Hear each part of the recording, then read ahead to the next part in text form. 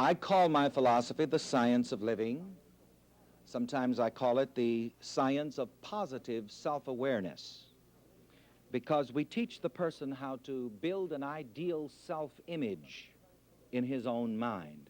Because in the science of living, we believe that a person's world of affairs is built around his image of himself, and we teach the person to believe in himself positively and correctly. And here again is the difference in the Reverend Ike kind of evangelism and the usual kind of evangelism. We do not attempt to convert anyone to any form of organized religion. We simply try to convert the person to believe in himself positively and correctly. We teach the person that whatever God is, whatever the deity is, that God, that deity, is within the individual. And if one believes in this, he can be what he wants to be, do what he wants to do, and have what he wants to have. The science of living is also a form of mind science, teaching the individual how to use his mind so that he can succeed in life and exercise his own self-mastery, and thereby also be a boon to society. Alice Murray with the Atlanta Constitution. How did you develop these philosophies from your fundamentalist background in South Carolina? Well, that's a very interesting question that I always like to address myself to. Of course, I was born and raised the son of a Baptist minister, and I learned the Bible in Sunday school, which I still love and which I still preach. As a matter of fact, I still preach from the Bible. I quote the Bible as much as anyone else. But I believe that I have a different and a better interpretation. You see, to me now, the Bible is not a book of theology, but a book of psychology. It's a book which teaches the individual how to think. Take the quotation from the book of Proverbs, for example. As a man thinks, so is he. And I transliterate this to mean, as a man thinks of himself, so is he. A person's experience comes from what he believes about himself. And a quotation from Jesus in the New Testament, for example, which shows the psychological interpretation of the Bible, is this: according to your faith, so be it unto you. And my interpretation of the word faith is this: faith is what a person believes about himself. To me, faith is not what a person believes about a God in the sky or a deity in the sky. Faith is not necessarily what a person believes in terms of religious creeds and dogmas, but faith is what a person believes about himself. And if a person can believe in himself, he can be what he wants to be, do what he wants to do, and have what he wants to have. Florence from WXIA TV. Now, your critics claim that what you're teaching isn't really religion, or it's that they say that basically you are a huckster who's out for yourself. How do you answer those charges? Oh, I don't answer any charges. I don't have any charges. But I can answer your question, which I think is in two parts. First of all, what I am preaching is a philosophy of positive self-image psychology in the context of evangelism. I believe that I represent the first evangelist, let's say, to preach positive self-image psychology within the evangelistic context. And secondly, I teach every person to make out of himself all that he possibly can, because as the individual relates to himself positively and finds himself, he can make a greater contribution to society. Whatever a person is going to have or to do in life must begin with himself. We cannot help others until we first help ourselves. I don't guarantee anything in terms of a commercial sense, but I work with what I call the law of mind, or the cosmic law of mind, which briefly stated from the Bible is, as a man thinks of himself, so is he. To me, the law of mind, the law of thought, is exact as the law of gravity, which briefly stated is what goes up must come down. And so I'll guarantee that as a man thinks of himself, so is he. But do you think that many of your followers are drawn to you because they see you as a possible way to material success? I'm sure of this, and I'm happy to say that many of them do find material success. But remember that beyond the idea of material success, What I teach people to strive for, in our words, is health, happiness, love, success, and prosperity. Because if a person believes in himself correctly, he can experience these. Yes. Would you say then that the teaching that we are getting in the churches today is all wrong? We should be taught more positive thinking? I wouldn't want to address myself to that question in quite that wordology. What I started out with at the beginning of the conference here was to show that I'm still preaching out of the Bible. I'm still preaching those things which I learned in Sunday school in my fundamentalistic church background, but that I have what I call a psychological interpretation of the Bible now rather than a theological interpretation. And I believe that a person can experience heaven now rather than having to go through hell to get to heaven. I believe that it is possible for a person to have his pie before he dies. Right, Jay Harris from WXAP Radio. In the Bible, Paul said, and I heard you mention it before, that, for the love of money is the root of all evil. I noticed you said that for the lack of money is the root of all evil. Could you subscribe on that, please? Well, I have discovered that if there is anything worse than the love of money, it is the lack of money. And I've seen more people suffer for the lack of money than I have for the love of money. And I've found also that money does not corrupt me. Money does not make me a worse person. Money does not make me love the Lord any less. As a matter of fact, when I have money to pay my bills and to meet my needs, I can love the Lord a lot better. No, I'm going to let Paul have his philosophy. I'd rather keep mine. I'm not going to argue with him over his. This again is the beautiful thing about the United States of America.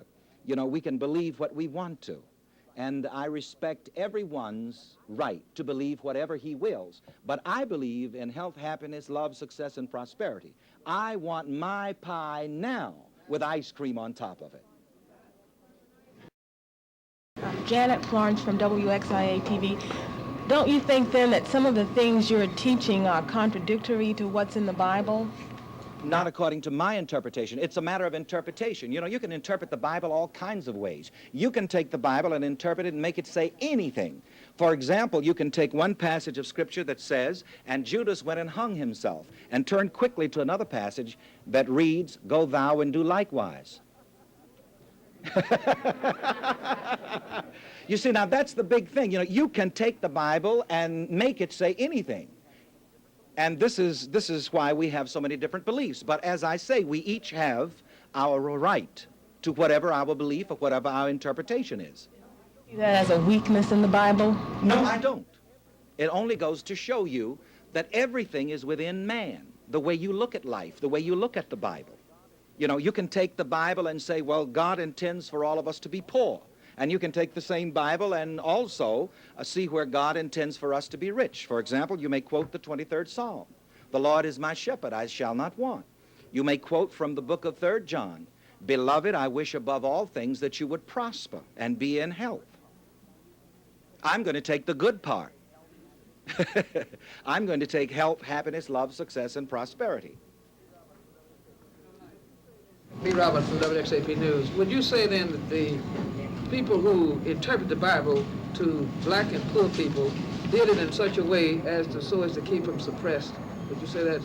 Well, at the expense of sounding maybe somewhat black militant, I'm going to say what I'm about to say. The black people who came to America were, first of all, taught their religion by the white slave masters. Be good now. Obey your masters. Knuckle down and buckle down, and then you'll die and go to heaven, and feast on milk and honey.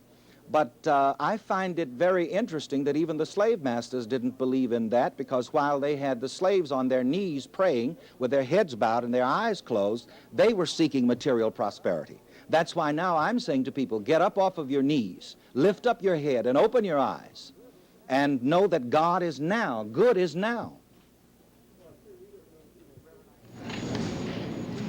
Reverend Ike? Yes. Ken Berry, Emory University. Following up that question, would you be in favor of any particular economic or social changes which might also benefit the poor or the common man? Now, let me go back to what I call basics.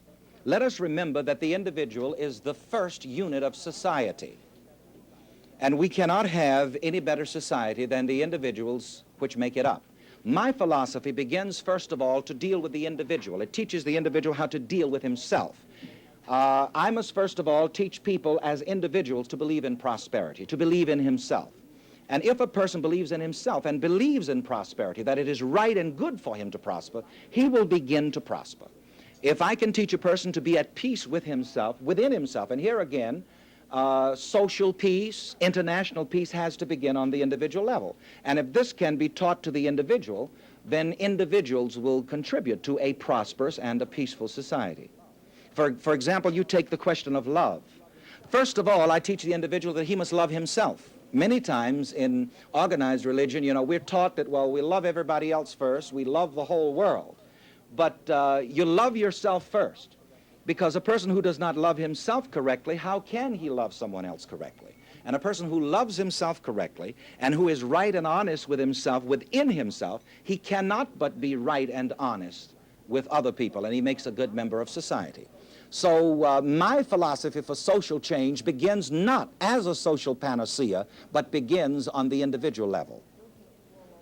That the individual alone can really achieve any kind of success if the society is repressive? Society is not going to be any better, however, than the individuals which make it up. See, this is why social panacea has not worked so far in the world, or political panacea for that matter, because we cannot en masse make people be what they ought to be. But the individual must first of all find himself and come to peace with himself. Because a peaceful person is going to be peaceful with his neighbor. A person who loves himself correctly and who is loving is going to be loving with his neighbor. But not until people as individuals come to love themselves and know themselves will there be peace in society as such. Are you in the process of having churches other than the one in New York so as to further your philosophy of teaching? The job of being an overseer or the founder of a church or denomination is something I do not want. As I said to the congregation Sunday, rather humorously, and it's the truth, I would not want to be a bishop. First of all, think of what that would do to my son. It would make him a son of a bishop.